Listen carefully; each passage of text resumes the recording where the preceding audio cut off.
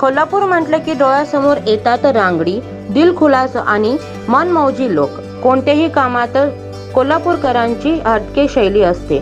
असाच एक व्हिडिओ सध्या सोशल मीडियावर जोरदार व्हायरल होतोय, ज्यात कोल्हापुरातील एका चौकात लोकांना थेट म्हशीचं दूध विकलं जात आहे. दूध आपल्या रोजच्या आहारातील महत्त्वाचा घटक आहे.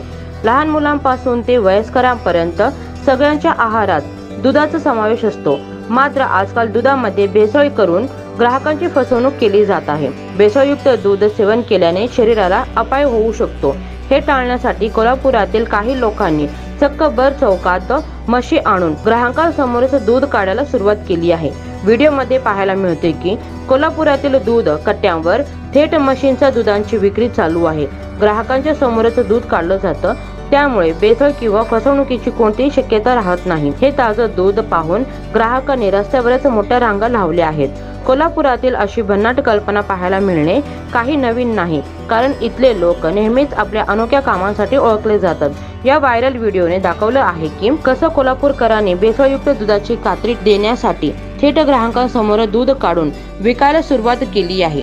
तुम्हीही हा व्हिडिओ पाहून कोल्हापूरकरांचे कौतुक कराल.